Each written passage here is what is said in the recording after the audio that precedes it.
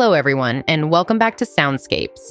If you're new here, we're all about exploring the deep and fascinating stories behind some of the most iconic songs in history. Today, we're diving into a song that defined a generation, coming from one of the most influential bands of all time, Nirvana. Specifically, we're discussing In Bloom, a song that's as intriguing as it is captivating. From its initial creation during Nirvana's humble beginnings, through the troubled recording sessions to its lasting impact and interpretation, In Bloom is a testament to Nirvana's unique style and spirit. So get ready to jump into the mosh pit of musical history as we explore the story, the controversial lyrical and video interpretation, and the legacy of this Nirvana classic. Let's get started.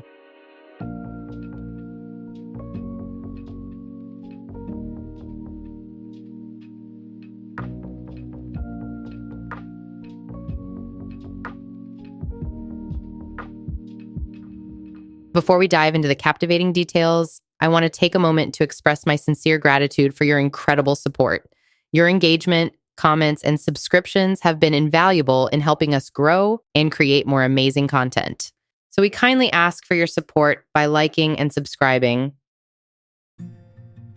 Our journey begins in April of 1990, the day before Nirvana was due to record demos for what would become their breakthrough album, Nevermind. Lead vocalist and songwriter Kurt Cobain was putting the finishing touches to what would become the first incarnation of In Bloom. Cobain had a talent for combining the hard-hitting power of punk with a catchy pop sensibility. And so, with his careful touch, In Bloom started to grow into its own unique shape. The band, still under the indie label Sub Pop, had initially planned to release In Bloom as part of an EP and even filmed a video for it, but fate had different plans for Nirvana and the song. In a turn of events that would change the band's trajectory, Nirvana signed with major label Geffen Records in 1991. Their still unreleased track, In Bloom, was set to be re-recorded in more formal sessions intended for their upcoming album. The recording of the song at Sound City Studios in Van Nuys, California, was a journey of overcoming obstacles. The band worked with producer Butch Vig, who faced the challenge of channeling Kurt Cobain's fluctuating mood and focus. The quest to capture the essence of the song was filled with tension, as Cobain's pursuit of perfection often clashed with his punk ethos. Dave Grohl, the band's drummer, also had difficulties with his backing vocals on the song. Despite these struggles, the band eventually gave life to In Bloom, creating a unique sound dynamic influenced by their varied musical interests.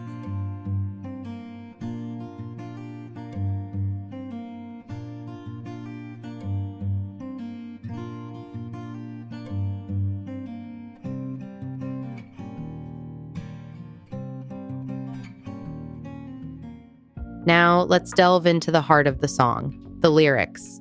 As is often the case with Cobain's work, the lyrics of In Bloom are enigmatic, open to a multitude of interpretations. One theory, proposed by Nirvana biographer Charles Cross, suggests that the he in the song refers to Cobain's friend and roommate Dylan Carlson, but without any confirmation from Cobain or Carlson, this remains purely speculative. A more widely accepted interpretation sees In Bloom as a critique of the fair weather fans that had begun to flock to Nirvana's shows as their popularity grew. The lyrics go, "He's the one who likes all our pretty songs, and he likes to sing along, and he likes to shoot his gun, but he knows not what it means." These lines are typically interpreted as addressing the bandwagon fans who enjoyed Nirvana's music without fully understanding or caring about the actual intent behind their songs. From Cobain's perspective, he saw audiences swelling with the very people he'd always despised. Rednecks, macho men, and abusive people singing along without understanding the messages in their music. This created a sense of isolation and perhaps resentment. Then there's another layer to the song, a possible commentary on sexual identity and the confusion of adolescence. The mention of spring and reproductive glands suggest awakening and the complexities of discovering oneself during adolescence, a time when societal pressures can make it hard to truly be oneself.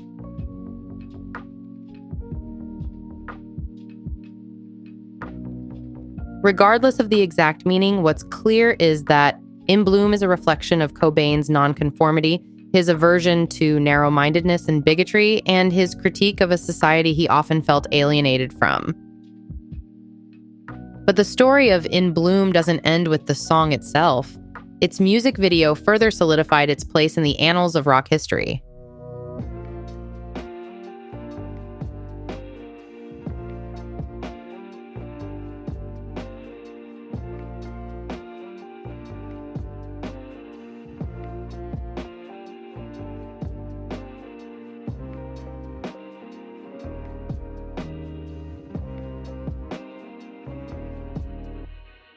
Now that we've explored the lyrical depth of In Bloom, it's time to delve into the visual counterpart of the song, the music video.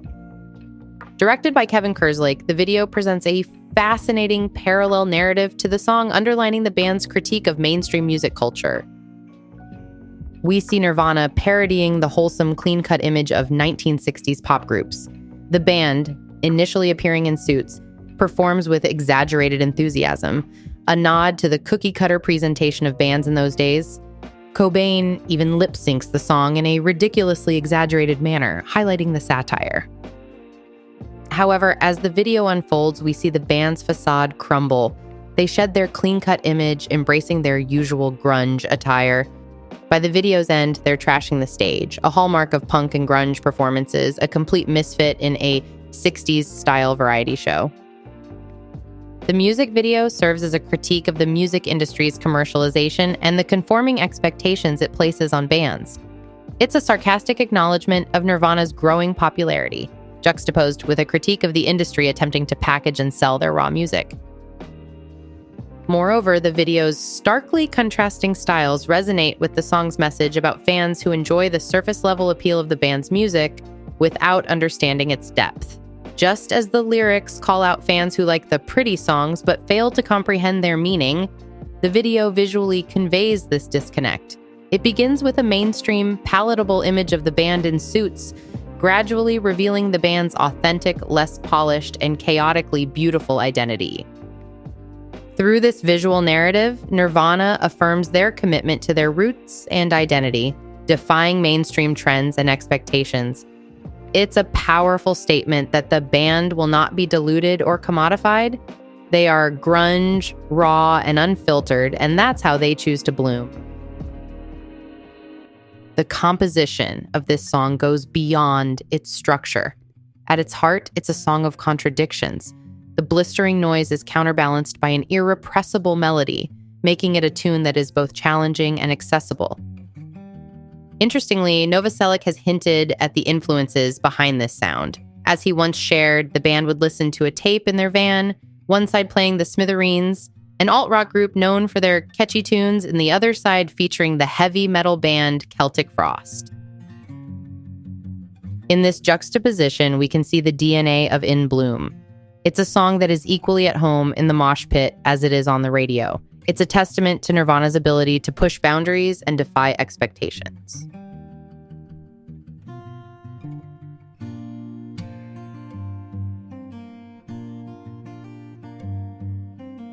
Through their music and their visual storytelling, Nirvana consistently invited us to look beyond the surface, to engage with the depth and complexity that lay beneath their pretty songs. And that, dear viewers, is the enduring power and legacy of Nirvana. If you are interested in stories behind great songs like this, please hit the subscribe button and join our channel. Your support means a lot to us. It motivates us to keep making more videos about the music we all love. So come on and be a part of our journey.